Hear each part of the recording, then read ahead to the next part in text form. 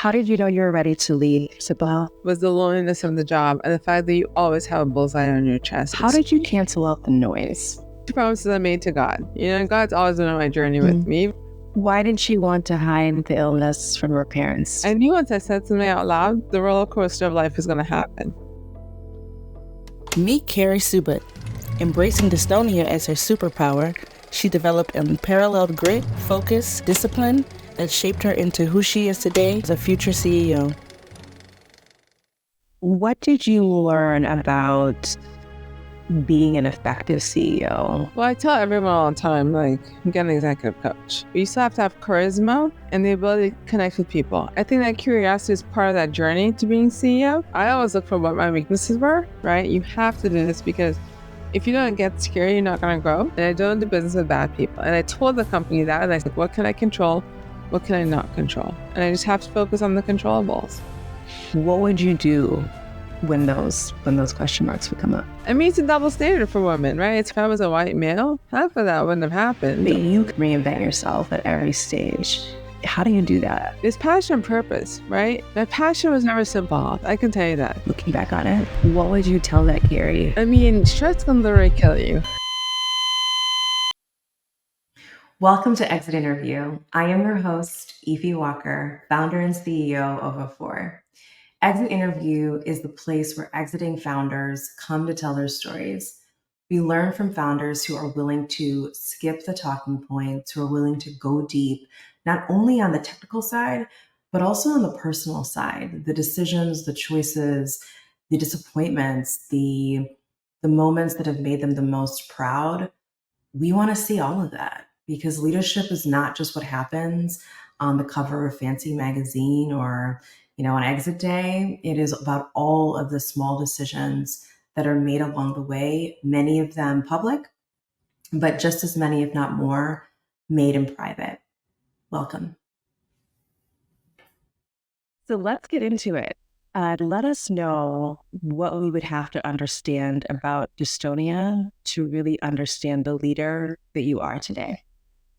Sure. So I often say that dystonia has been my superpower because it's given me grit, it's given me focus, it's given me discipline, and it's just giving me resilience. And so let me step back a little bit. Dystonia is like a cousin of Parkinson's.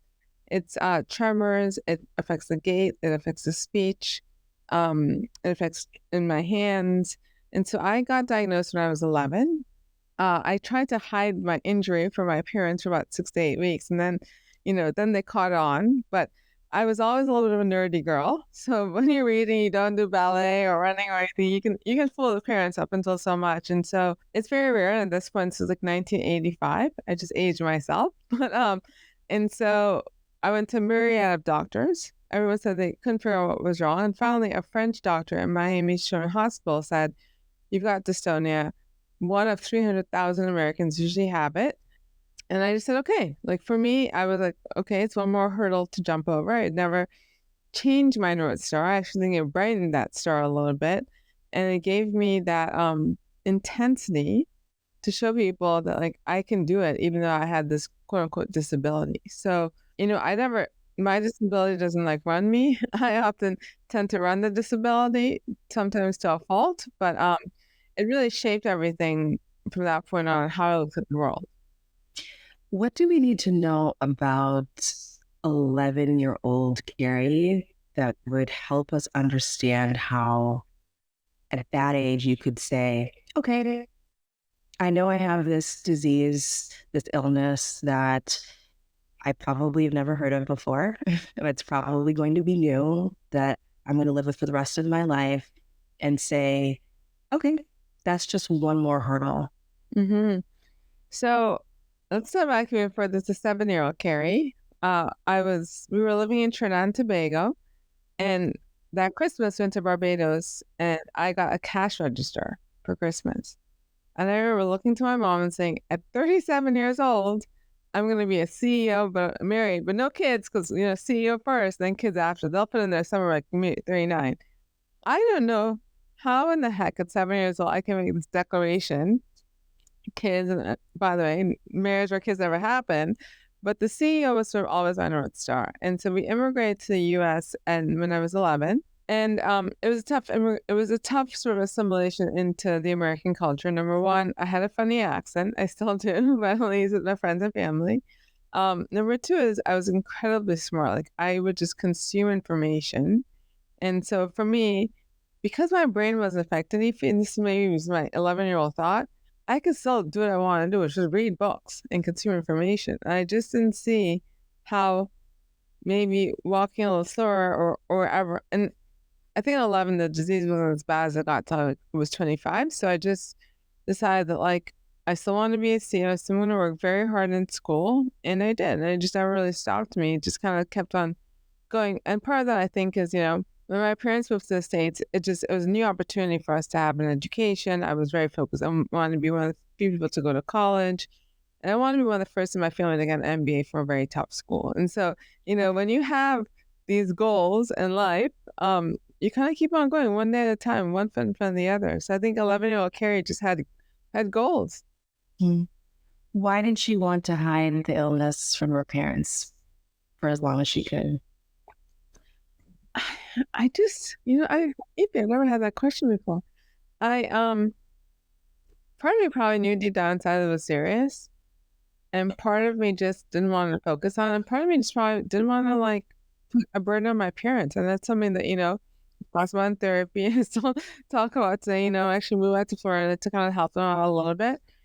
But, and I think in the back of my head, if I had to go back there, I knew once I said something out loud, the roller coaster of life was going to happen. And I knew my parents would get very much like, how can we solve this problem? And maybe deep down inside, I just knew it was never going to be solvable until technology came about. So, this was who I am. I didn't want to put any, burden on anyone else. I just would carry it and keep on going. And now that I think about this, when we're having these conversations, another some of my stubbornness inherently that's always been there. And so with that determination, those goals, you move through life and you end up on Wall Street. What takes you to Wall Street?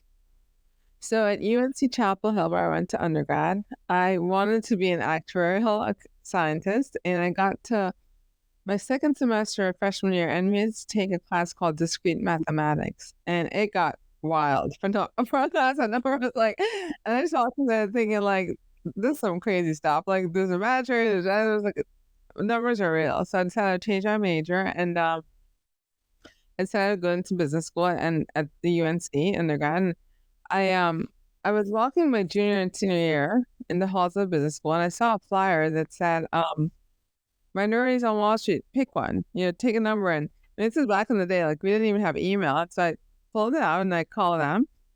And somehow I ended up getting this crazy interview in New York. They fly you up there. And I knew nothing about Wall Street. My family doesn't know anything about, like, let's say we knew nothing. And this interview was wild. Like, it was a Jamaican guy. And part of the interview was, because they're putting minorities on Wall Street, they make the interview very high pressure. So I remember he took the phone, he threw it against the wall. And I just looked at him and I was like, you can continue like that, but okay. And I walked out of thinking like, that didn't work out. And so I did end up getting the internship on Wall Street. And so part of that internship with Sponsors for Educational Opportunities is every week you go and you have a cocktail party at every one of the big banks. And so I really connected with one of the women at Bear Stearns, and we're still our friends. And, I just sort of kept in touch with her. And so that first semester, senior year, I emailed her and I applied for a job at Bear Stearns. And again, it was wild. It was a different type of bank. It's no longer around. It was absorbed by JP Morgan. But the guys that interview me are very like scrappy. So I remember one guy said to me, what do you like to do? I said, I like to work out. And he goes, what, weights or cardio? I was like, are we having a real interview? And again, like, I just kind of looked him in the eye and I said, well, obviously weights. And so, that's kind of how I ended up on Wall Street. I mean, I was in my class, I think it was like 2 people of color. And so it was a very intimidating situation to be in. First time in New York, first time living in New York. I'll be vulnerable right now. Like I went, you go to these bars and you go to these like cocktail parties and they're like, what kind of wine do you want? In my head, there were 2 types, red or white, right? And the guy would be like, well, no, what type of red? I'm like, what type of one do you want? Right? And so again, like, I tell that story because someone the other day was like, how do you know so much about wines? And to me, well, that wasn't the lesson I had to have if I knew I wanted to be successful growing up in my career. And so Bear Stearns ended up being crazy environment, but Wall Street was probably one of the best foundations I've ever had because it really led me to see how companies work. I had the ability to travel with multiple CEOs. And so again, like I would always ask them, like, tell me what it's like to be a CEO. And one guy was like, every Friday afternoon, I walk around my call center, I talk to every employee, and I say, hey, Bob, how's that kid going? And I say, that's what I want to be when I grow up. I want to walk around the call center every Friday and see how are you doing. So what I took from that, Ify, was like, you can be a CEO, but you still have to have charisma and the ability to connect with people. And that happened when I was 21, right? And so imagine 27 years later, I'm still thinking about that one comment that he meant asked everyone in the call center, how are you doing? And so I would say that was a very critical moment in my story, my journey, when I knew that, like, okay, you can be a leader, but you can also have heart. And so, yes, those are some of the nuggets I took away when I was at Bear Stearns.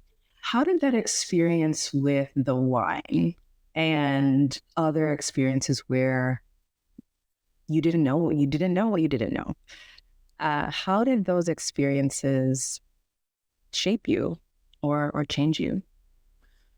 Ify, there's always going to be something in life I'm not going to know, right? So I have this philosophy, like, you can just kind of fake it till you can come home and Google it, right? I mean, back then, I would just really observe people and say, if I saw someone having a Cabernet or Merlot, I would memorize it.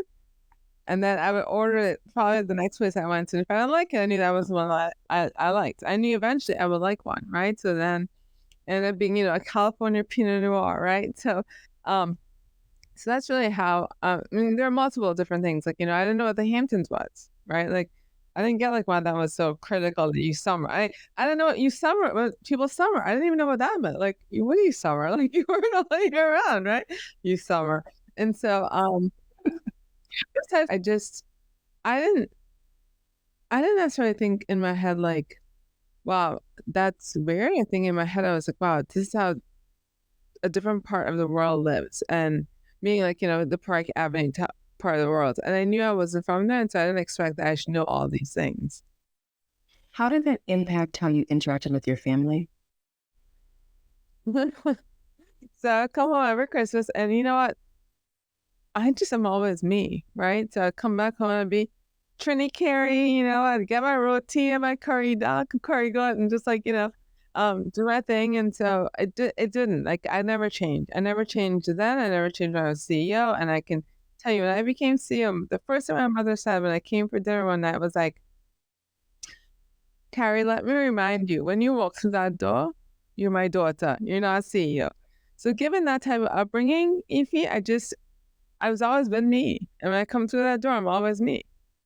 Mm-hmm.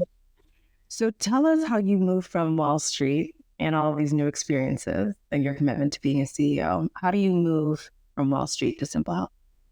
So you go to business school, and when I went to Stanford, which again, oddly enough, I was at that point, my dystonia had really sort of gone a little bit crazy. So then both my legs, my hands had tremors. It really was starting to affect my speech. Everyone was like, you shouldn't go to Stanford. It's so far away. You should stay in New York. Your doctors are in New York. I was, they're going to be doctors in California. Like, calm down. And so again, that was another point in the journey where people are like, Carrie, don't. And I was like, Carrie will. And so ironically enough, I actually got waitlisted my first year and decided the company wanted me to stay anyway. So we agreed upon a very nice salary. And then I stayed the extra year. And then I really networked my way into like Stanford. And so second year plan, I got in. And I said to everyone, like, people that say I can't, like, don't tell me that, because I'm going to figure it out. And so, so I got in and moved halfway, across the country, and just decided that was going to be the next step to my journey being CEO. And, I took a lot of touchy-feely classes, a lot. Like Stanford is very, skewed to more entrepreneurship or communication or touchy-feely. Like I was focused on the touchy-feely piece of it. And the other thing why I wanted to go to Stanford was the class was small. So about 300 people. And I made it my goal to meet every person in my class for lunch, for a coffee. And I say that's critical because I was very curious to have lunch with the international students, and especially like the Mormons or, the Middle Eastern ones, because I just want to understand, like, why Stanford? How can you be a Mormon and want to be, the richest person in the world? Like, I was just curious. That curiosity is one of the reasons why I went to Stanford. So, I think that curiosity is part of that journey to being CEO. I had a couple of the stints, and then how did you network your way into Stanford? So I mentioned SEO. So I knew a couple people who were from SEO at Stanford, and I just talked to them a lot. And one person said, "Carrie, you have to go to campus." So I went to campus, and then honestly, Ify, I think my essay was what matters most to you and why. And I said in that essay that my hope was I'd be able to run a marathon one day. Again, this technology for what I have didn't exist. And I just knew in my gut that, like, I can be different in that regard, right? There's no one else disabled in my class with a visible disability, and so I had a handicap sticker. Again, my friends were really awesome about it. They call it the VIP.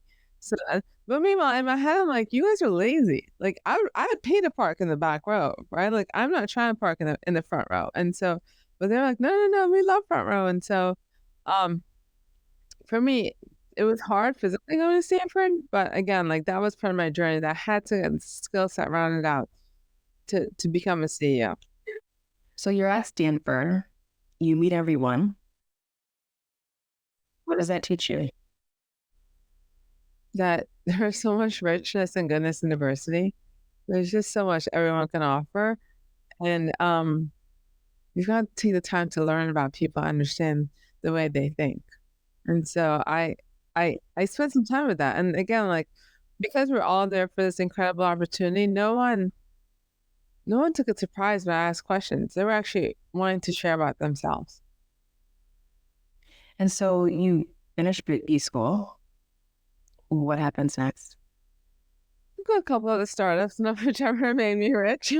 But again, like, my grandfather was an indentured servant in Trinidad, and he came over with like a dime on the boat and worked the fields, took his money, saved it, then bought an orange grove, took the money, saved it, then created a little a shop, took the money, saved it, and started off creating one of the biggest gravel companies in Trinidad, right? In the oil boom. So people have money to spend. So I always had this entrepreneurial bug, and I think it's from him. And so I kept on going to a bunch of different startups. So I went to Equinox, I went to Wearable Tech, I went back and I tried to start my own health and fitness company. And so again, I mean, that freedom and flexibility was really what I wanted then. And so again, like, that itch I kept on scratching. And again, that's where that itch kind of led me up until SimpleHealth. And, when I became CEO, I thought that was definitely going to be the one. And so, but so here we are. What do we need to know about those experiences leading up to SimpleHealth that help us understand how you had the confidence to try so many different things? Because we usually think about immigrants. Oftentimes the story is our parents are encouraging us to try things that are safe, be a lawyer, be a doctor, things that are known. But you did something different. What do we need to know about all those experiences that gave you that courage? If you were just asking questions, I know you were like, you're having some aha moments for me. No, my dad would always say that, you work not to be happy, you work to support your wife and kids, right? That was always like, when I would jump and jump and jump. I think it is and still is, as I'm trying to figure out my next door. The confidence from my parents and my family, they know, like, I can do it. They know I can the next thing, right? Oftentimes, it's just that, to me, confidence is not, if you don't do it, you'll have some of your regrets, right? And I don't want to look back on life for regrets. Life's really short, and I just feel like, I mean, this is dystonia, but I just felt like I had these incredible opportunities. And Obamacare was around. So again, at that point, like I knew you could always have healthcare. Because healthcare really is the most important thing to me. And yeah, why not try new things? I mean, I can always and 30-year-old Carrie, she's like, I can always go back and be, in a corporate role, which is where I actually want to go to next. Because I feel like, like then I have stability. I mean, I'm only 49 years old. I still think I'm young. I want to work until like at least 20 years. And so I did it, right? I really did it. And it didn't work out, and that's okay. But it's been this non-linear path where you and I are having this conversation right now. And what do we need to know before we turn to SimpleHealth? What do we need to know about your story that gave you the ability to sort of negotiate with the universe when you had your brain surgery many years ago, and to say, if I walk out of here, here's how I'm going to pivot in my life personally? So I had brain surgery 18 years ago, and my sister and I both have this DYT1 gene. And so she had ended up having brain surgery, right? Either when it got FDA approved, but very, very early on. And she ended up having a couple brain surgeries. And I was like, I'm not going to do that. You know what? Like, I can't put my parents through that. That's wild having. And so I put it off for 3-4 years. And I remember in 2006, I walked into my neurologist's office and I was like, let's do it. And he was like, do what? And I said, you told me, 3 months ago that I can do Botox. And, these 5-inch needles in my leg, that didn't help. Like through my bone, like it just was so painful. I'm like, that didn't help. You told me I could take medication, with the side effect being I'm going to fall asleep during the day, which I said to my doctor, I just went to Stanford to get my MBA. You always fall asleep in meetings? That's not going to happen. And the last thing was this brain surgery. And so I walked to the office and said, we're doing it. And again, he was like, huh? And I was like, I need this thing to happen in 2 weeks. He said, Carrie, it doesn't work that way. But probably 3 weeks later, I was in the OR. And it was, back then, it was 7 hours, and you're fully awake. And so shaved off all my hair. And my neurologist and I, the neurosurgeon and I, didn't really get along very well, but the man's in my head. He was probably the best. He did not take medical insurance, so you can imagine how much that bill was. But again, you don't mess with your brain. I was like, I'm going Bloomingdale's. I'm not going Kmart. And for 8 hours, they drill 2 holes in my skull. They're looking to put this wire in the right place. They do what they call fishing. And as a patient, you're expected to be awake for 7 hours, which I heard, to entertain the OR for 7 hours. So they're like, Carrie, you're thirsty? I'm like, yeah. And they're like, well, what do you want after you come on the surgery? And I was like, vodka cranberry. And the doctor was like, I can give you cranberry, but, or my lips were like, chapped. They're like, what do you want? I'm like, I want some vodka on there. I said, okay, I'll put some ice chips. So again, like, you have to really make sort of light of this, because at that point, I didn't know if it was going to work. And so 6 or 7 weeks later, after that, you go in the brain, then you connect you to your chest, and then you go to the doctor every week. There's no one right way that it's going to end up working. And so the way this technology works is there's a pulse width, a voltage, and a frequency. So there's 3 sort of modules you can play with, but you don't know which one will actually work for a different person. And I remember by the 6th week, I woke up the morning, felt nothing different, and I was walking from 5th to 6th Avenue. And that block is taking about 30 minutes to walk.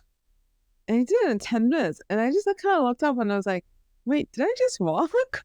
And I just started crying. I was literally legit crying. And I know I was like, was this girl high? Like, I'm crying walking to the Verizon store.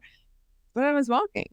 And so in 2002, I said to myself that if I had ever gotten over dystonia, I was going to run a marathon. And so that Christmas, I ran my first 5K. And when I was in the OR, there were 2 promises I made to God. God's always been on my journey with me. Even the times I wanted to give up, he was right there. I said to him, God, I'll dedicate my life to health and wellness, and I'm going to run a 10K. Well, needless to say, Evie, I've run I can't tell you how many 10Ks, how many 5Ks. I think it's about 14 or 15 half marathons, 2 marathons. trying to maybe get another marathon and me next year potentially. And so I wasn't going to play backseas with God. I kept to my promise. I quit my job then and went to Health and Wellness that December. But you know, I've had faith that things are going to work out. And that was one of those things that I knew was going to work out, but it had to be on my time, right? Like I had to have a surgery when I was ready, not when the doctors thought I was ready. And from that point on, my entire life changed. How did you know you were ready to leave SimpleHealth? I didn't. And I've never told this story on a podcast, but the company is no longer in existence. I'll have to tell you this right now. I had actually interviewed for a chief operating officer role. And things that happened, they asked the CEO to step down, and they say, "Hey, Carrie, would you want to be an interim CEO?" And I was unemployed, running out of cash. And if somebody inside me said no, and I was like, and I just said no, and I hung up, right? And mom was like, "You said what?" I said no, and she's like, "Carrie, you don't have any income." I'm like, "I realize that, but I'm not going to be interim because here's what's going to happen, especially the woman of color in the leadership position. They're going to go behind me and look for someone from Uber or Amazon, and I'm going to clean up the company within 6 months. I'm going to be replaced." I said, "So no, I'm not doing it." So then they called me back the next day. They were like, "Would you want to be CEO?" And I said, "I don't know. I have to think about it." So I hung on the phone again. But at that point, I was reading Carol Dweck's book on mindset. And I said to myself, "Carrie, like, you are going to be scared as AF, which means that you have to do this, right? You have to do this because if you don't get scared, you're not going to grow. Yeah, if you want to stay in your comfort zone, like that's just going to be where you're going to have a fixed mindset. You're not going to grow. And you love to grow. You love to learn." So the next day I said, "Okay, I'm going to take the job." And so I took the job. And because it was a job for me. And and it was I started the job on February 28th, 2020. And so, how do I know I was ready to leave, Ify? Because I felt like I'm a decisive person. I knew that. I'm always gotten feedback from people. I'm very decisive. I seek solutions to problems that I think oftentimes like anyone that I've ever worked for never saw. And so I tend to be, I think empathy, right? Coming back to being a woman of color and dystonia, empathy is just in my DNA. So for me, being on top is no different than a human being, in the mix. It's just, as everyone says, it's just lonely. And if it's one thing I ever really learned that like I really had to say it was very hard, was the loneliness of the job and the fact that you always have a bullseye on your chest, especially in this environment. And that was so hard for me because I would, I raised minimum wage, all these things, and like it was always something else that was wrong. And I didn't know that. Like, and I don't have a thick skin because I'll come back because 10-year-old Carrie still had this trauma inside of her. Like when I had moved to the US, my 6th grade class wrote a note saying shape up or ship out. And so again, that wanting to be liked and wanting to, that just yearning was probably the biggest thing that I will have to shed in my next career, because that was probably the biggest Achilles heel I had as being CEO. Always wanted to be liked. What did that mean for you as CEO? Always wanted to be liked. It meant that like it wasn't going to happen. It meant that I had to shift my thinking around that. It had to be that I had to strive for respect and not like. And that shift was something that I learned the hard way. I also had What was hard about it? Because I want to be liked. Everyone wants to be liked. But what I learned though is like, we're not friends, right? Like you work for me, you work with me, and the reality is like there's an organizational structure, and you report into me, and so you need to respect me. I too also can have mental health issues. I too am not. I'm a part robot, but I have a heart and a brain that's human. And I also had a coach. I had an executive coach, and I met with her every week because, as I said, like it was lonely and it was hard, and you don't have any confidence, and your board would say, "No, you can talk to me," but your board's those are your bosses, right? And then your executive team still report to you, like you tell one, it's like wildfire, and so that was really hard for me, not having something like I'll ever like sound have a sounding board on, and it was lonely. It really was lonely. If you were to go back to that period, especially in the beginning, and you could do anything that would have made that road less lonely, what would it have been? I started a job a week and a half before we shut down as a world, right? So I don't know if I could have actually done anything different, because that was a whole other like situation put on me that no one had the handbook for that one, right? And then we had George Floyd, right? And that one too, I will say I don't have the handbook, but that one I did damn well what I had to do, and I wrote a lot to my investors, right? So, um, I don't know if there would have been anything different. I think maybe I should have had therapy before to talk about this issue of being liked. Because I did negotiate when I took the job that I wanted an executive coach. So from day one, I had a coach. But I don't know if you can. I don't know if it's anything different, because I think I had to go through all that to be right here, right now. If you were advising CEOs, would you advise them to get therapy before jumping into that seat? How would you advise them to think about therapy? Well, I tell everyone all the time, like, get an executive coach. Like, don't even sleep on that, right? So, I mean, I think therapy is a tougher one to suggest, but I say the executive coach right away. I also say, join one of these organizations like Chief, where I joined Chief and I was an IPO, where you have a group of peers where you can talk to who've had similar situation like you have, right? Everyone's had a bad hire. Everyone's had a financial crisis to deal with. So I think, I'm happy to be very self-aware. I think that therapy piece has to come from within. But without a doubt, I tell everyone to get a coach. So what I'm hearing you say is that one of the things that was useful during that period was peers. So others who had been in your shoes, or at least understood the pressures, and to perspective, which is maybe what a coach could offer. Is that fair?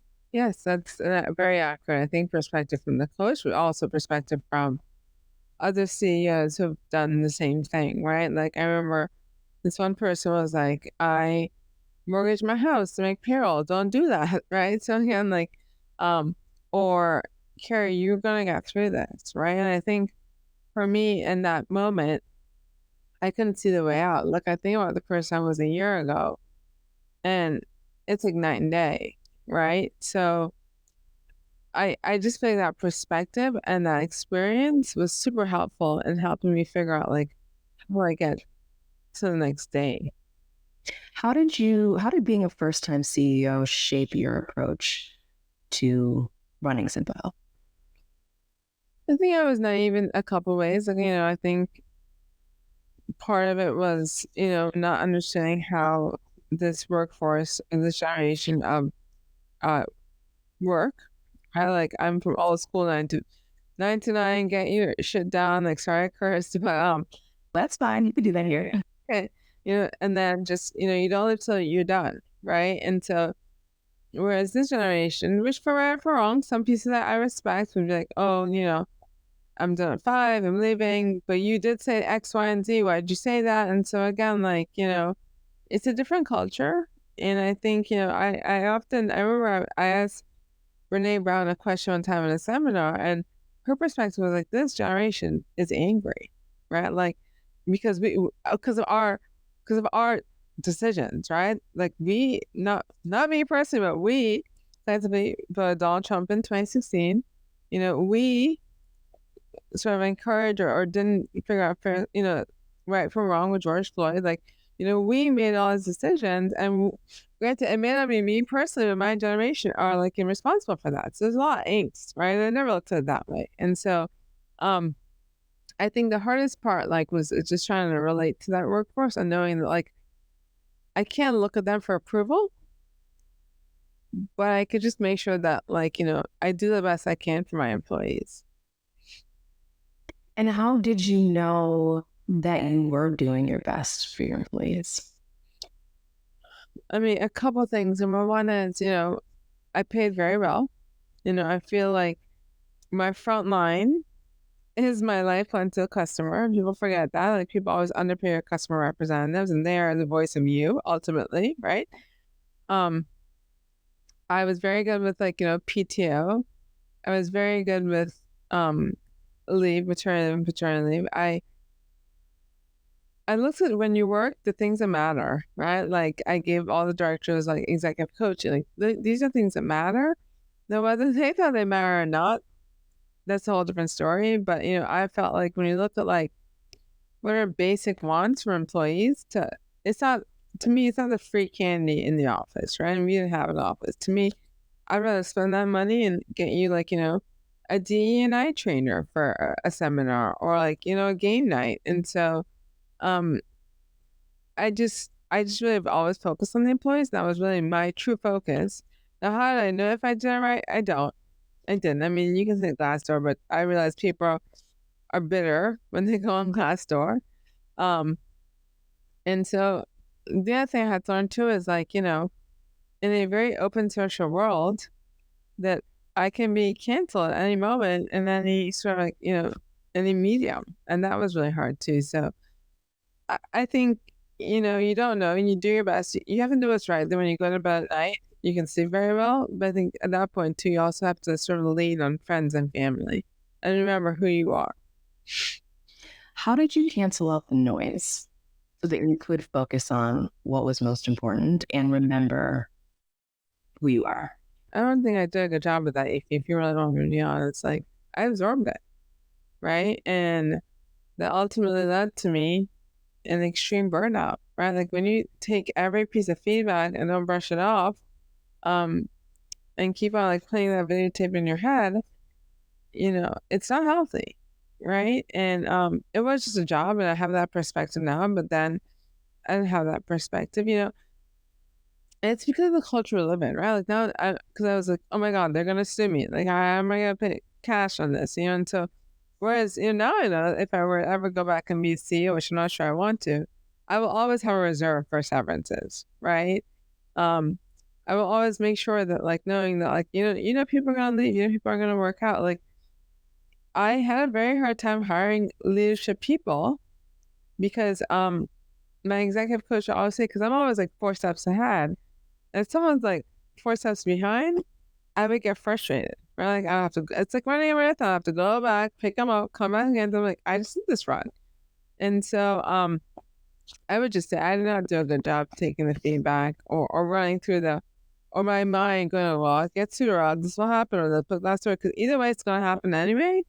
It was out of my control. And I think the last thing I learned when I was shutting down SimpleHealth is there's a Venn diagram, controllables, uncontrollables, and there's an intersection with some gray area. But I really never thought about that construct until the end. And it's something that sticks with me even to like, what can I control?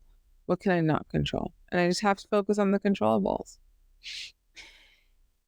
Can you control what your mind thinks about and what it replays? I read a book last summer on I think it's Solve for Happy. I think it's by Mo Godwat. And I when I see something like that thunderstorm rolling in my head, I would physically see myself pushing the boulder out. And I practice it now every day almost. And I can do it now. I couldn't do it then. But I can do it now. So again, there are lessons I've learned, a lot of lessons. Because my mind was a piece of the problem in terms of like, the burnout, the anxiety, the high functioning depression, right, which we don't talk about enough. That was all in my head, and I now know how to deal with that and what's controllable versus what's uncontrollable. What did that cost you from a mental health perspective? Yeah, I didn't go out for like 2 years. Like, I literally would like cancel on plans or not go. I didn't exercise for 2 years. I went from like working out every day. I felt twice a day to like not working out. I just couldn't get out of the bed because I knew if I got out of bed, it'd be a shitstorm happening that day. Even if Saturday, Sunday, because something's always going off on Slack, and I was like, oh, I can't believe I have to deal with this. And so, it, I listened to a podcast on Mel Robbins, and the high functioning depression, really, I would say most CEOs have it. We don't talk about it, but we all have it. Whether it's worrying about payroll, whether it's worrying about investors, whether it's worrying about where's my next check gonna come from. I just never once since I started that job I felt like I might have had 1 week of like, whew, I can breathe, but there's always something to worry about. And so I felt like I gave up 2 years of my life physically and mentally. How did you build your management team? So I think the piece that we grew so fast, we grew from 4 to 40 million in a year. I had to do that math. And that was wild, right? And we did that, and I raised $40 million. So I did all these crazy things, and because that was a light switch, not a slow evolution, not it's okay, we're here, we went from startup to medium growth or high growth right away. The company's culture wasn't ready for that growth because I had to hire a team. And I remember I hired a head of HR, and she looked at me and she's like, you need an admin. I'm like, no, I can do it all. She's like, Carrie, no, you can't. And my job is to tell you need an admin. And so Janelle she was really good at helping me think of my management team. And she's like, and then you need chief of staff. And so we would, I would say from an org perspective, we would have our one-on-ones, and she and I would think of what I needed best to round out. So then you need head of ops, and then you need a head of marketing. And so over time, it sort of filled out, and I just looked at other companies, other organizational structures, and looked for what we needed. When you get to be so big, you start thinking about CFO, and so again, you look for I always look for what my weaknesses were, and I know what my weaknesses are. I mean, if anyone tells you they don't, that's bullshit, because you all know what you can and can't do. And so I would also hire for that. Those are always our first hires, and then everything else was more of a capacity issue or a leadership issue. How did you think about building around your strengths? I didn't. I really didn't. I think I use my coach a lot to tell me to figure out different types of personality tests, different types of. But to be honest, people love those tests. I'm just not sure they really solve all the problems. I mean, there's some people that interview really well, and I think that there's some of the tests. I mean, you should always hire someone 6 months on a contract basis that offer them full time and see if it works out. And I just didn't think it was fair from a perspective you're giving someone a contract and then. Why not? Why isn't that fair? Because I just felt you're telling the person they can already start looking for their next full-time job if it's a contractor. And I think it's a model that I like, actually. I wish I could have done more often, or done it all, but I never tried it, and maybe I should have. But I demand a lot, but I'm fair. What I mean by that is I don't email people after 8 p.m. or I never did. I would talk to people after 7 p.m. because I was in bed by 9 p.m. And so, part of that was my dystonia. Part of that was I have to care about myself. And so I was very focused on discipline from 9 to 5, right? And if people couldn't keep up with that, I don't know what you're doing. 9 to 5, you should not be on Instagram. You should not be, obviously you can take a break and go walk your dog or whatever. But I would rather you work 9 to 5 and not work on the weekends. So, and that's the other thing too. I never email people on the weekend. So I would say that, my strength is I tend to I'm always thinking about that next thing. And, maybe the people I hired, there was 2 or 3 that really kept up really, really well. But there were 2 or 3 that's I just can't keep up. And I had to respect that. What were the commonalities with the 2 to 3 that really could keep up?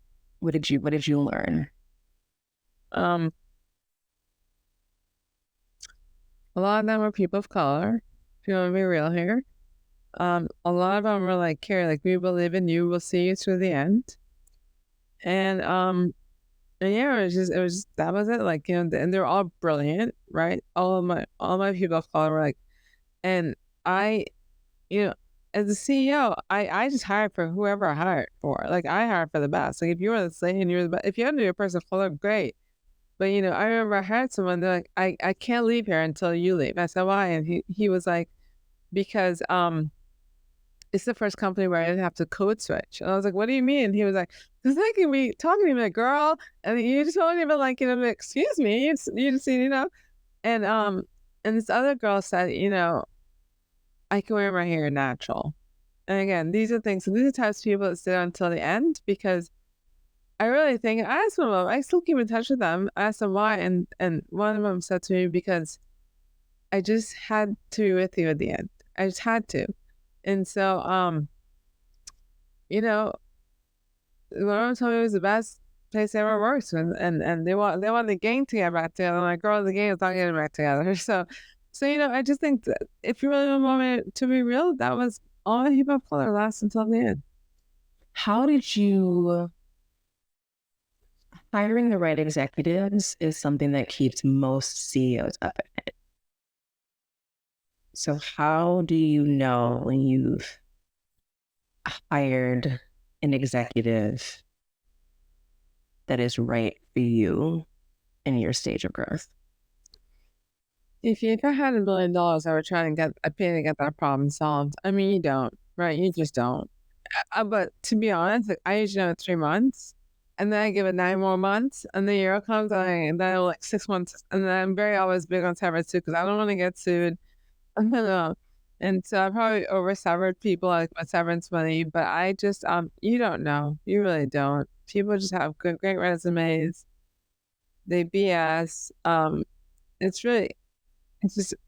It's hard. Like, I hire people who had multiple years experience, more experience than me, and I would get their work and the numbers wouldn't add up, and I'm like, what do you look, maybe I was too hard, but I was like, these numbers don't add up. Like, what are you doing? Like, and that's just basic common sense, right? If I hit a CEO numbers that don't add up, I would hope I would get fired, right? So it's those types of things that, like, I was beside myself that people are either like too much in a rush, don't check their work, like, or part of me in my head was like, or is the fact of like a little bit of like lack of respect, right? That you're gonna give me some shitty work. And so I wish I had the magic ball for that. I would love to hear someone that's done it right and can say really with pride that, and honestly, they did it right, but I would have to say I probably call bullshit on that. What did you do when the question mark would come up, as it inevitably does for a lot of leaders of color? Is this happening because you don't respect me? Would you do this if I was someone else? What would you do when those question marks would come up? I mean, they came up every day. I'd be lying to say, oh, no, he never came up. I mean, it's a double standard for women, right? It's hard enough to be a Caucasian woman as CEO. I mean, and then you put a woman of color on it. I almost said, look at Roz Brewer, right? She lasted like not a long time in Walgreens, and most white men get at least 3 or 4 years to get a restructuring done. I think she got like 9 or 10 months. And so I have to look beyond that. Again, it's always in my life, like, mixed race, disabled. Like, I'm always like a question mark in my eyes to people, but I had to say this is the reality of it. But no, those were very real. That if I was a white male, half of that wouldn't have happened, or half of the back chat might have been mitigated, right? Because they knew what these guys knew about me is they knew that I cared, and that was the problem. Is that once they knew I cared, they knew exactly how to manipulate me, and they knew I had a big heart, and that was like, I don't know if I can ever change that because I'm always going to be the person I am, right? But like, there are people in this world that will take you for granted and take your heart and take your empathy and just walk all over it. And those people will I always say karma, but I mean, it is what it is. What did that mean for you? What did it mean for you to be who you are, to have your big heart, and to know that can be used against you by some people in your own organization? I would focus on the other half of the population, 75%, that like love that about it. Like we're staying in the company because of it, right? Like you can't have two round eggs for the whole dozen, right? And so for me, I focus on the other part. I focus on the good part, and those are just like, to me, I would say my other head of HR, like those would be the Yorkies. They just like have to bark loud, and I just didn't listen to them, and so after a while, like I grew that sort of muscle where I just wouldn't listen to them. I'd take the feedback and sort of like, brush off my shoulder and move on. How do you raise $45 million in investment in a short period of time? How do you do that? You pitch a lot. you ask people to make connections for you. At that time, telemedicine was on fire, right? You have to be convicted with passion for your story, right? And so you have to believe in what you're selling, because that's a part of the job I thought I wouldn't like. I actually going to be okay at it. And part of it's a sales job. It's a marketing job, right? You're saying to someone, hey, write me a check because you want to write a piece of this fancy thing or this next new thing. And so, my investors were great. They gave me a lot of recommendations, and you just sort of do it. At one point, I was doing 5 a day, and I had to cut that down to 3 because by the fourth one, I was so tongue-tied, I couldn't even tell you what I was selling. But again, it happened to be in a hot market, so I got very lucky, right? And the other thing is too, I knew my numbers because of my background in finance. I knew my numbers very well, and I think some people were impressed by that. And also just like we're doing right now, I just am who I am, right? Like I'm still a vibe, and a lot of investors like caught on to that. But also, I'll tell you a crazy story. I had a woman tell me she wanted to invest in the company because those people who were Planned Parenthood. And I said, what? I said, no, this is so convenient. I said, no, those people can go to Planned Parenthood. And I said, you know what? I think this call is over. And I spoke to her boss, and I said, let me be clear here. You have a racist in your organization because I am one of those people. Because she's talking about lower income people. I was raised lower income. I might not be lower income today, but I know exactly what those people are, who those people are. And no, I wasn't going to Planned Parenthood because I still had insurance because my parents were still working, 2 jobs, whatever it was, to be able to get us good healthcare. So no, those people don't have to go to Planned Parenthood. And so I say that because I also want I didn't just stand up for myself with the employees.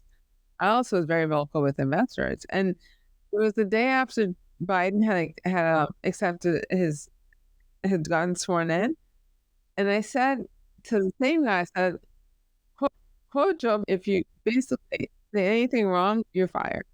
I said, "So I can't tell you what to do because she's your employee, but I'll tell you what I would do. I would fire them." And I don't think he ever did, but I spoke my truth, and that's one of the things I think. If you ask me what I really loved about being a CEO, was I spoke my truth, irregardless of what I thought the outcome would be, because I felt like people need to learn, and part of why God probably put me in that position was to speak my truth, was to share some of my knowledge of like being disabled or being a woman of color or whatever to other people. What did it cost you to speak your truth to investors? I mean, I lost a $10 million check, but I think there was someone else I had talked to the next day, and that was it. Like, you feel like I wasn't gonna get caught up in doing business with the wrong people, because if I did that, I would have sold my soul to the devil. And I don't do business with bad people. And I told the company that, and I stuck to my word. I said, I'm not going to take money from anyone that I don't disagree with their values and their morals. I have high integrity. And I never took money from anyone with that. It didn't make sense to compromise my values for it. And it worked out. How did you balance that with your need to be liked? I think at that point, it wasn't about being liked. At that point, it was about values and morals. And that's just what I said to myself. At that point, it was just, again, it was the election year. It was tough. I had a very mission-driven team. You have values in a company for a purpose, and I had to follow those values. And those values, I live those values, and I had to also live them in fundraising as well. What did you learn about being an effective CEO through all of this that surprised you? Then probably one and done. that while I admire that 7-year-old Carrie and her dream, um, I don't think being a CEO solved my problems, no matter how much money you still are the person you are. And the biggest lesson I learned is it didn't buy me happiness. And I thought like I'd be the big CEO on top, talking to all these podcasts, raising capital, like on the planes, doing my thing. And it was the most unhappy I'd been in years.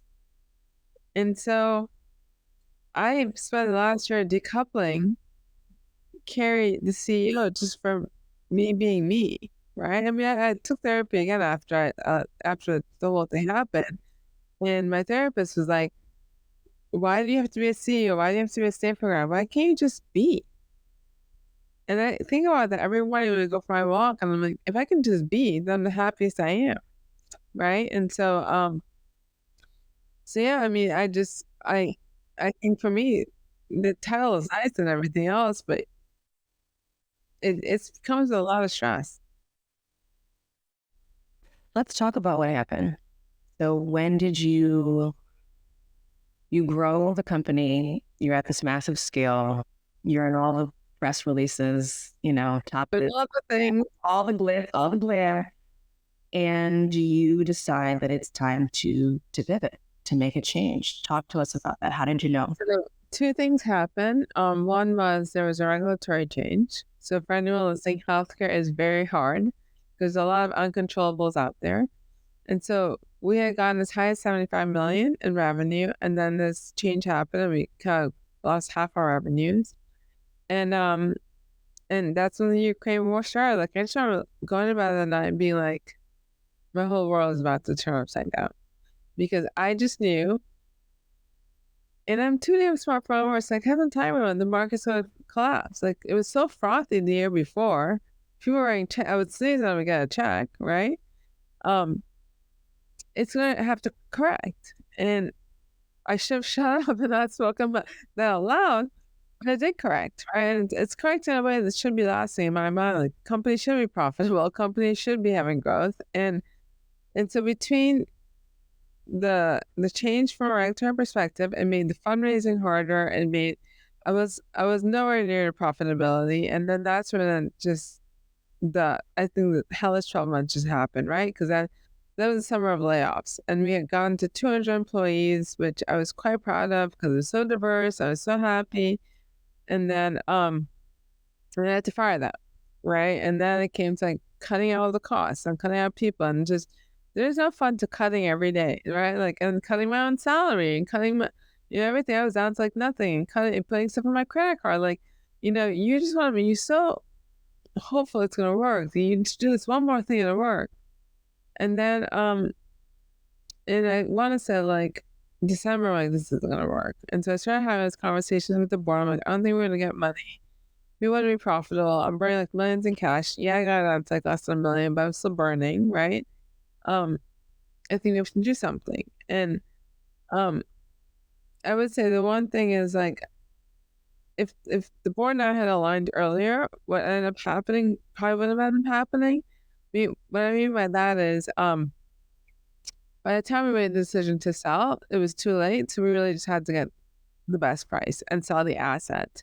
Whereas if we had thought about it in like December, maybe we would have been able to sell the company. Or at least people would have gotten their stock rolled over, everything. But I think the lesson there, Ify, is I didn't have the strength to say to the board, like, I'm pretty sure we should do this, right? Like, because in my mind, I've got 5 people who are kind of against me, and I wish I did, right? I could have been a different story, but life happens. God writes a chapter, and so last year April, we ended up selling the assets in a very very emotional negotiation, and yeah, it was like 9 months of just like fighting to keep the company alive, and at the same time, my other biggest competitor, Pill Club, they ended up doing the same thing too and selling the assets. They declared bankruptcy. So from a a moral perspective, from a worldwide view, it was just even that Saturday, the women's health was just like, there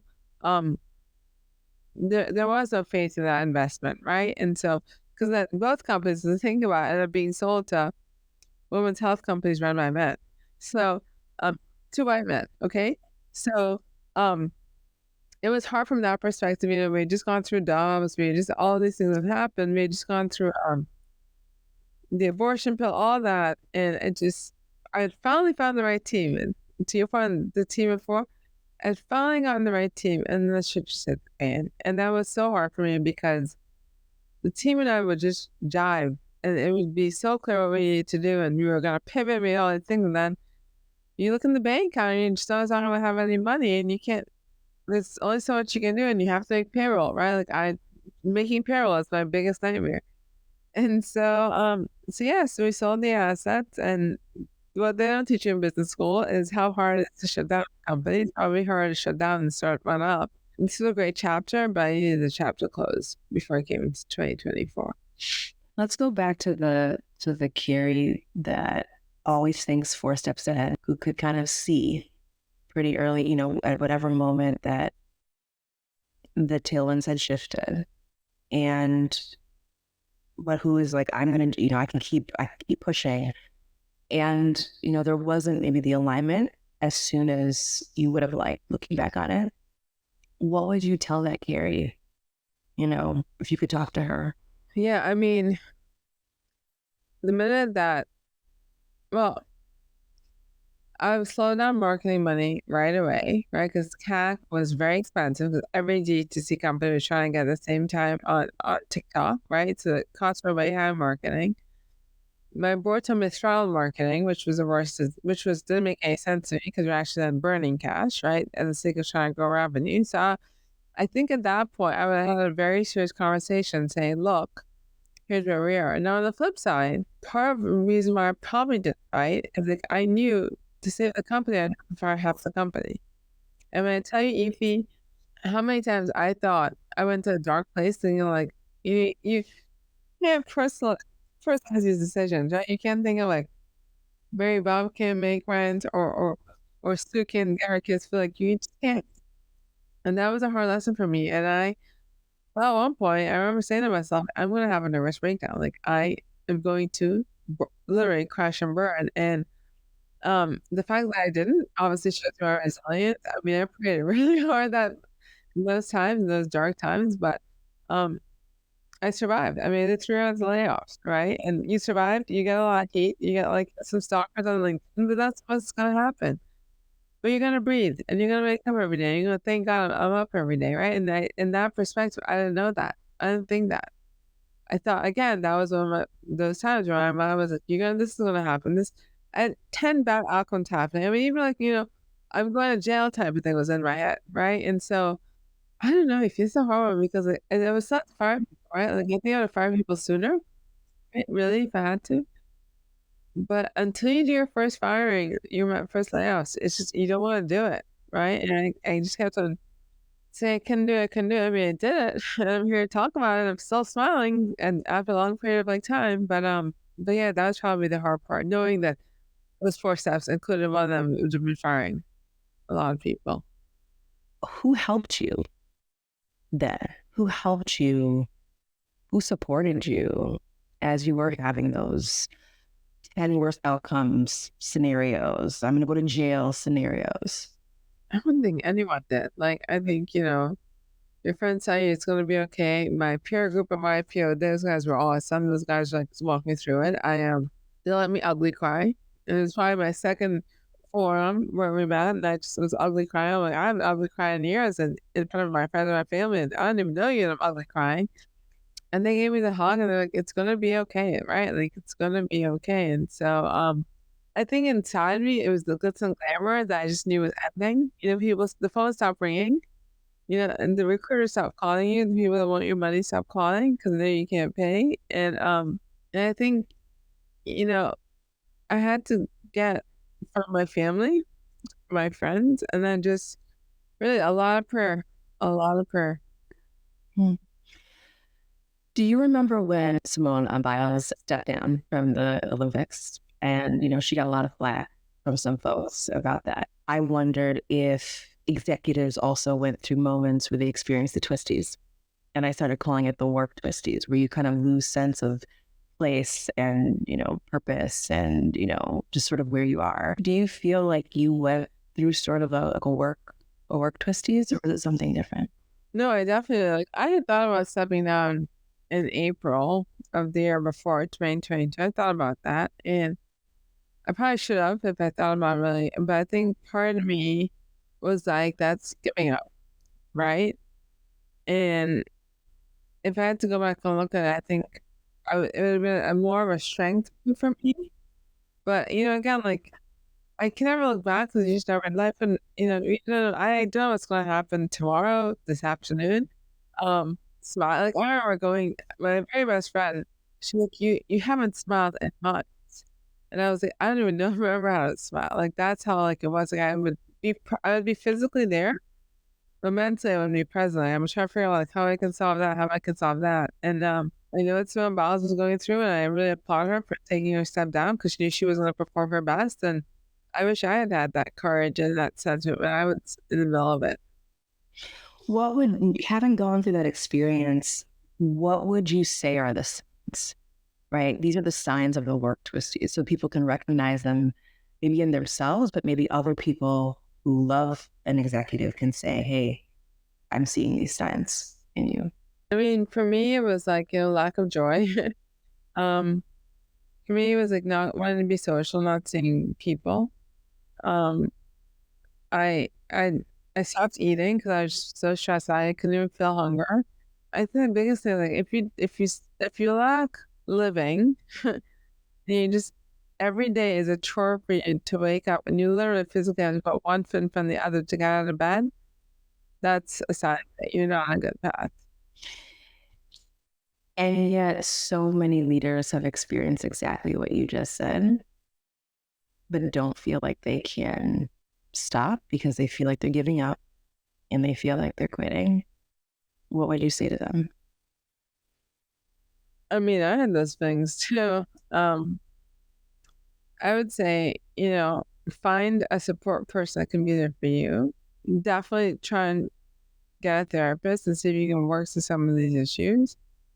And you need to know that what's right for you, right? So luckily, I didn't have a husband or kids, but if I did, I can definitely tell you we would have been divorced because I would not want to see him. My kids would have been all like, I just think like you just need to figure out like, it's like, gosh, I really need help, right? Like, again, like your mind's just spiraling. And that's something like, like the spiraling needs to stop. And you can't stop. Like it's taking me now about 6 to 8 months to wake up and realize that, like, life is good. It's not where I thought I wanted to be, but neither has been the book of my life, right? So, I would just say, like, you need to recognize and say to yourself, like, can it really be done? And if the answer is no, then why are you fighting it?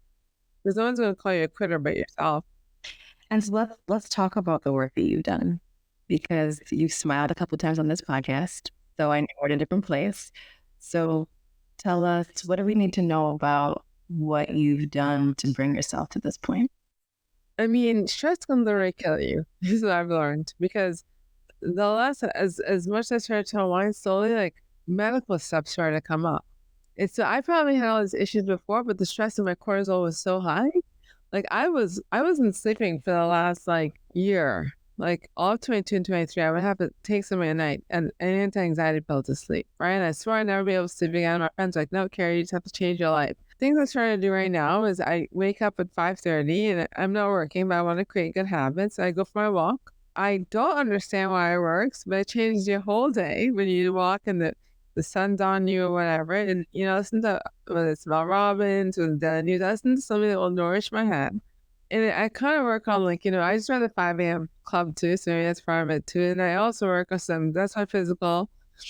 The book is my intellectual, and my spiritual is just every morning I wake up and I read my little prayer book. I'm like, that day has a little prayer, right? God's with you. Don't forget, And so, again, like I try and feed my heart, my health, and my mind before 7 a.m. in the morning, before 7:30. So that's what I'm going to keep hopefully my repertoire for for years ahead. Second thing I've done is I actually, you hear a lot of people say this, and like, God, that just sounds dumb. I do a gratitude list every night. I have a little remarkable. I just went on 5. Like, it can be silly things like I got my run done, yay, or I made someone smile, like great. And so I do my gratitude list every night. And the biggest thing I think is I visualize. So when those thoughts come in my head, I just push them up, right? Like I really physically push them up. Sometimes the push is actually really hard, and so it's like a light feather, right? And I visualize that, and I go for a walk because I know it's coming. I'll just go for a walk. I'll breathe. I'll just get it out of my system. And so, that thing I said before, it's learning what you can control, learning what you can't control. And so I ended up having, it's crazy. Like, so I was talking about stress, like my gallbladder was working. I never felt pain until after my stress remember. So I had to have gallbladder surgery. And then in April, and I can't remember this before or after we spoke, but in April, I started to get seizures.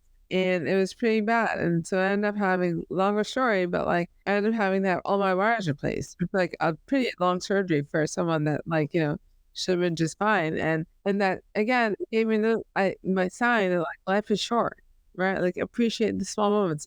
Don't take my health for granted. Like, geez, I spent like more than $100,000 in this body. Still has mechanics in there. Like I need to go for a walk. I need to do these things. And so friends and family, I try like see people all the time now. I've learned that like that spiritual piece is very good for your mental health. And I did therapy for a little bit last summer, but it's really been to me that morning routine of just thinking and watching the sunrise. I still don't understand how it works, but it works. And it's discipline to go to bed at 9:30 every night because I'm an 8-hour girl. But I do, right? Because it makes a difference. Last week, I think one day I didn't go for a walk and the anxiety was real, right? Like, not working, don't know. And the other thing too is, in this whole journey, as shitty as it was in the moment, it's giving me a gift that I finally think I decided where I want to go. And I actually want to work in the cruise industry. So I'm actually back in school. So I'm doing a master's in cruise operations online. I figure, I can't sit and wait for someone to hire me. Like I can also, I'm very, like I said, too big on learning. And so again, like, I just took 2 classes and rocked them out. Like I love what I'm learning. And also just networking to get that cruise job, right? I have to be patient. My friend and I were talking about it today, but I love the industry. I love how successful it's doing right now, the growth of the industry.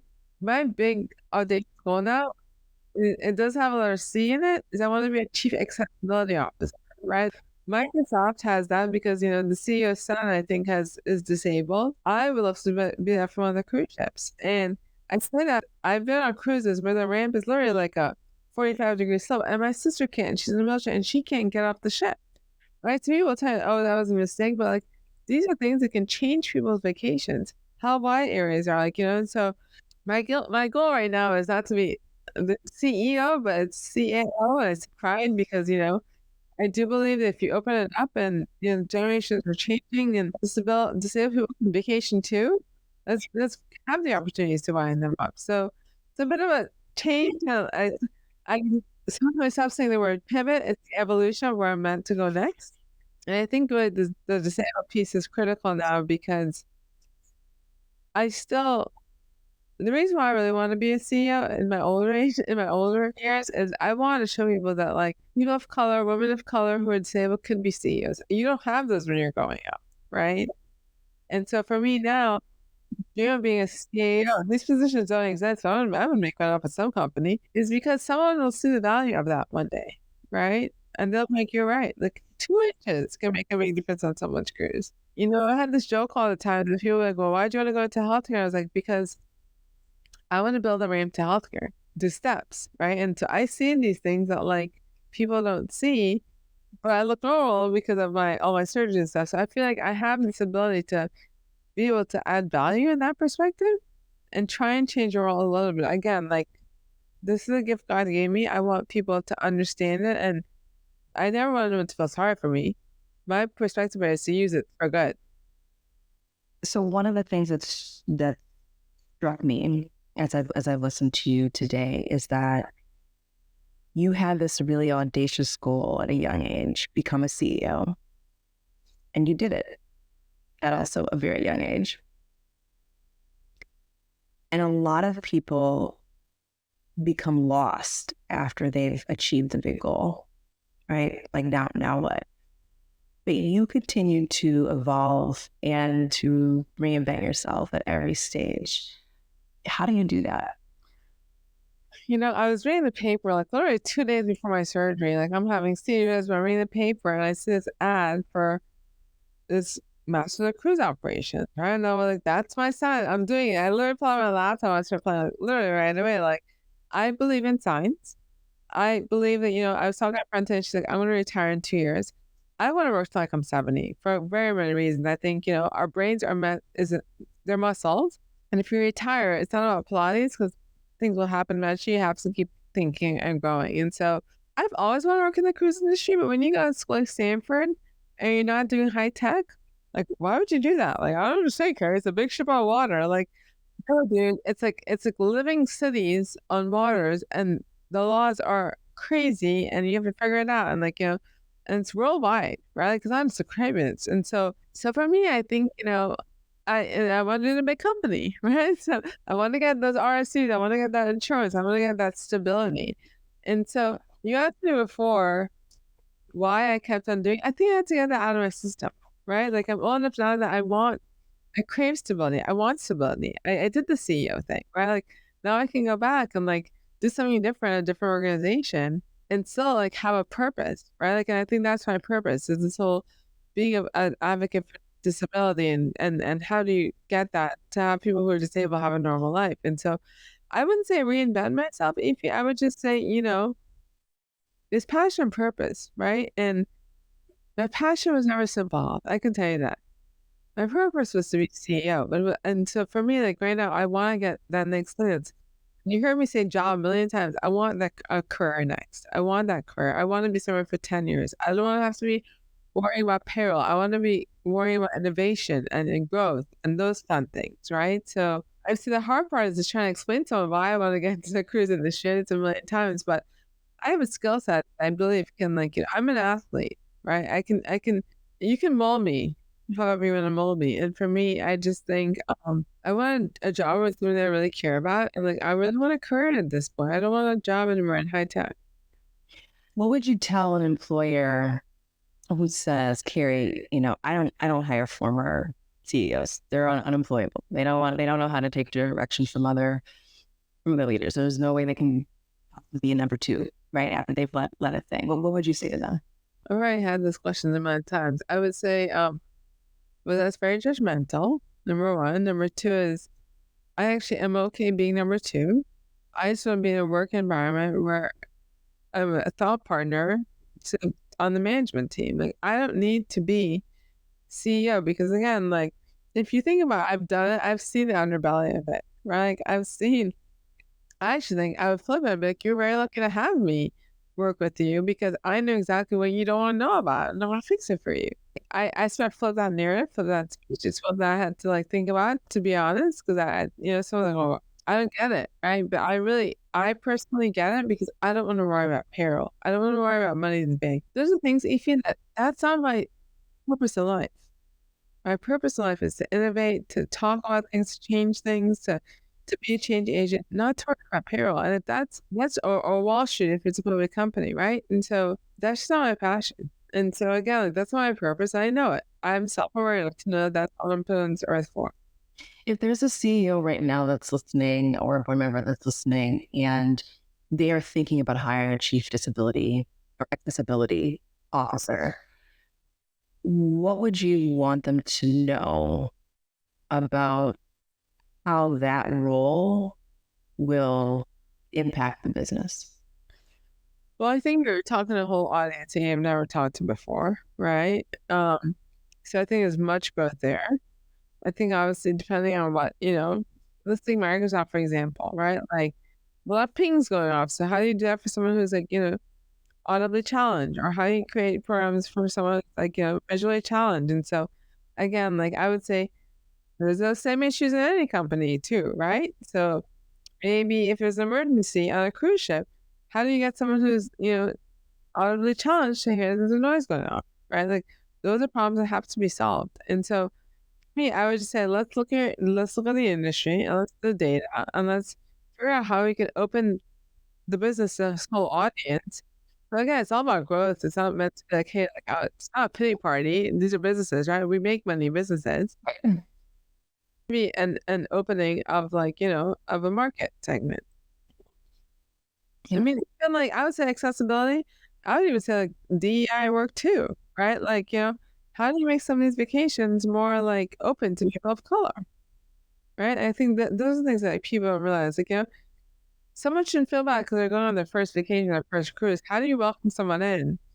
Because I went to a travel conference. The money is there, but people of color don't feel like they're often marketed to or invited to that party, right? So how do I help you? That's why I always say accessibility, because it's accessing multiple markets, and how you think about it. And let's be real about it too, right? Don't pretend it's not there. It's there. And so, like when you think of cruising, you think of like, old middle-aged old people who are retired going like, that's not anymore, right?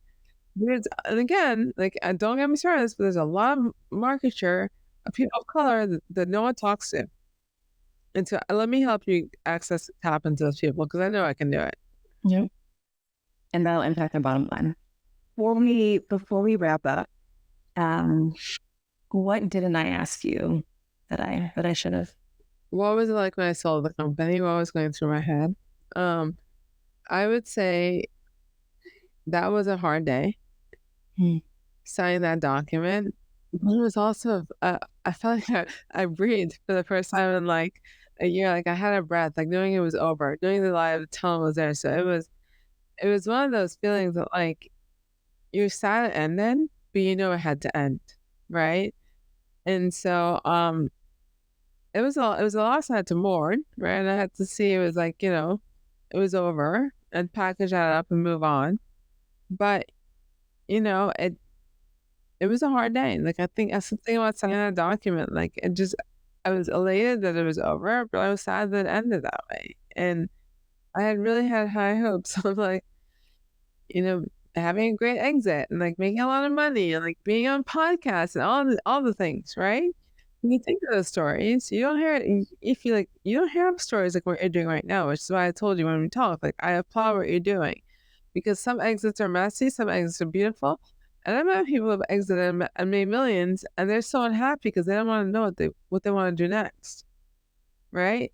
Now, I'm in defense, but let me be clear here. It took 9 months for me to think about what I wanted to do next. It didn't just come in one day, right? And someone's like, but Carrie, you always have a plan. I'm like, that's what scares me. I don't have a plan. Like last summer, if you asked that question, I didn't have a plan. This cruise thing only happened this April, right? So for me, that was a feeling I didn't know, I didn't recognize of myself, because I always, my parents said, gosh, Carrie, not only do you dream, but you dream so big. I was like, because what's the point of dreaming if it's not going to be big, right? That's just stupid. That's the goal, that it's not big and outrageous. But I would say the second thing I would say is burnout is real. I never thought it was until this whole thing happened. And it's okay if you can't see where you're going to go for 6 to 9 months. Focus on yourself. Focus on your mental health. Focus on getting better. Because that, to me, that was like an illness too, right? Like it was just like it was like learning how to figure out how to like, get out of bed every day. Learning how to figure out how to put on my alarm clock and go for my walks. And I don't take medication to sleep at night anymore because I'm so tired from either walking or running or being physical again, right? And so it's going to get better, but I tell people all the time, you cannot rush the recovery process. You just can't. Maybe it was 6 months, maybe it was a year, but when you are able to have a plan and have a vision, you know you're out of it. And so I would say I knew I was out of it in April, which took literally 12 months. And after the day I signed the paper for me to figure out what I wanted to do. And I was scared shitless, because I always have a plan. I mean, I think you said that before, Carrie, you always have I didn't have a plan. And I never had the feeling where I never not had a plan. And it was, in the beginning, it was stressing me out. I was like, Carrie, have a plan, have a plan, have a plan. And once I let that go and started focusing on just getting better and feeling better, the plan came. To people too, like if you exit with nothing, or you exit with like millions of dollars and you just don't have that plan, it'll come. You just have to like, it's okay to be high performing and not have a plan for it because you're burnt out, right? And so I think those are norms that as women, as as people, we need to be empathetic to and help our friends on that journey. Because I had some friends that said, I don't get it. Like, that's just like, I can't believe you don't have, and those people aren't in my life anymore. Because if you can't be supportive and empathetic, then we can't be friends. So, I would just say that, like, take care of yourself, whichever way you exit. Because either way, if you're lucky enough to make money, it was hard to get there. So congratulations if you do. And again, like, I for a while I was using the word failure. I stopped using that word because I didn't fail. I learned so much. I built a company. I grew a company with 4 million to 75 million, 50 employees to 200 employees. I built a damn awesome diverse company, right? It just wasn't my time. And so once I took out that word failure, I would say stop using negatives and take everything else as positive. And this is putting me on a path to my next journey. And it's not my timeline right now, but I'm not gonna give up. It's gonna happen. But again, I would just say, like, have faith, breathe, and yeah, it'll come together. Who was with you on that day that you signed those papers? Like, where were, paint a picture for us. Where were you? Who was with you? I think I was on the phone with my attorney. And I was, even looking back, my attorney and I agree. There's some other language that we probably should put in there, but we were all so tired of this whole, like, craziness back and forth. And but my attorney, because I think he wanted it done so much stuff. I think he wanted it done because he wanted to see me move on. He wanted to see me, because I think to watch a human change in a year from a human to a shallow person was not a pretty thing.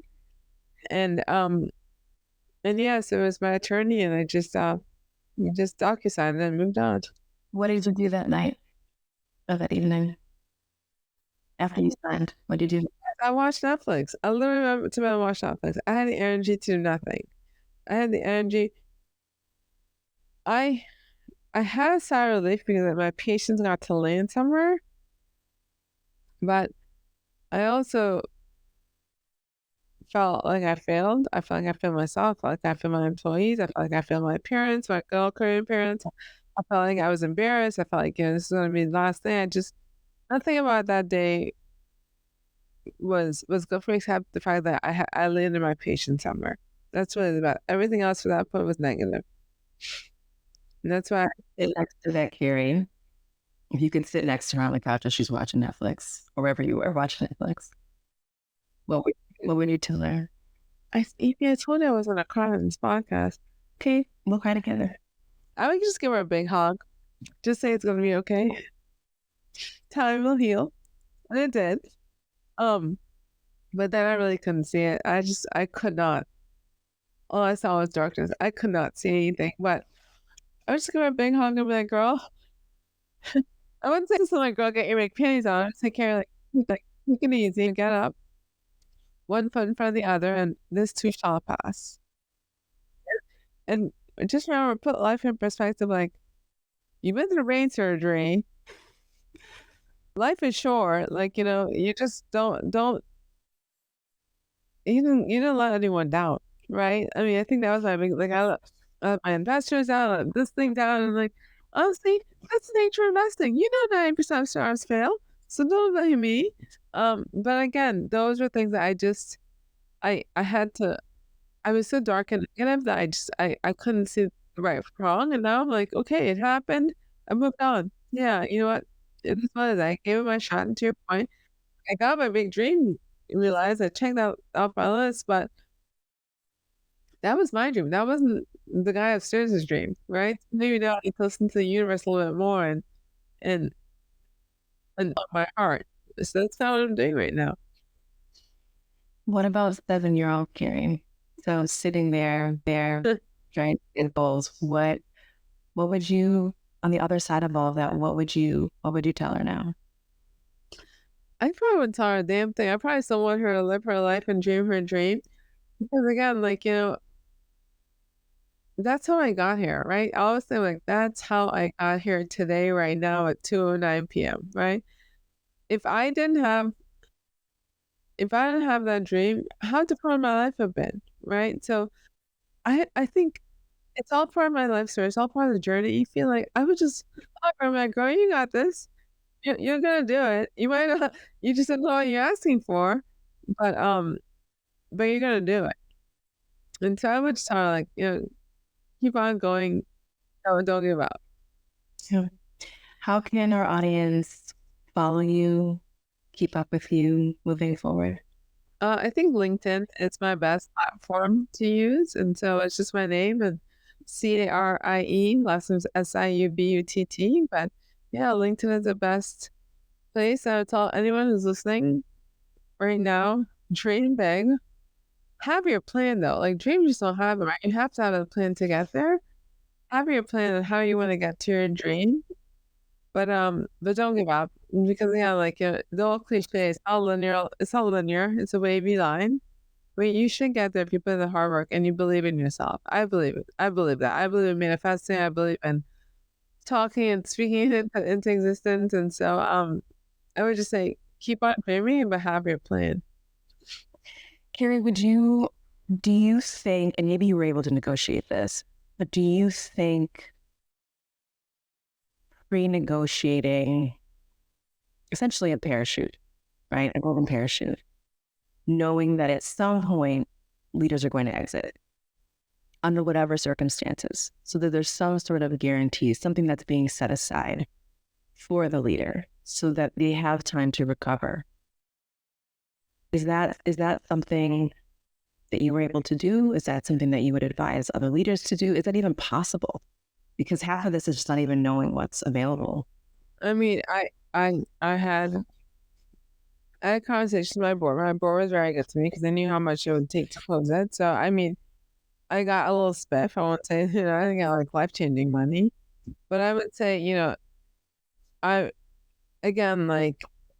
would say I definitely always negotiate severance in my offer letters. I would probably want to do a golden parachute too.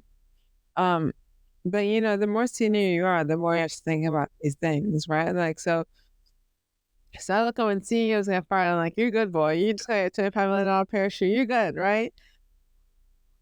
So I would just say though, Ify, coming back to I think the theme of who I am, current people don't do that, right? And a woman don't do that. I have this conversation a lot of times with women. I'm like, put your severance in. Well, why would I do that? Because why would you not do that? Cover you and put your worth on there, right? Because again, it's going to take you 6 to 9 months to find a job. So put that. And people don't like doing that. I literally tell women this all the time because I hate to be blunt, but white men do it and they get it and they ask for some big numbers. And so I've gotten very American about that. But I've also gotten very aware of my worth. And so again, if people can't negotiate, then you're not putting a price tag on you and you don't know your worth. And so I would just say, you just have to know your worth and for it. Yeah. Okay. That's all I got. All right. Carrie, thank you so much.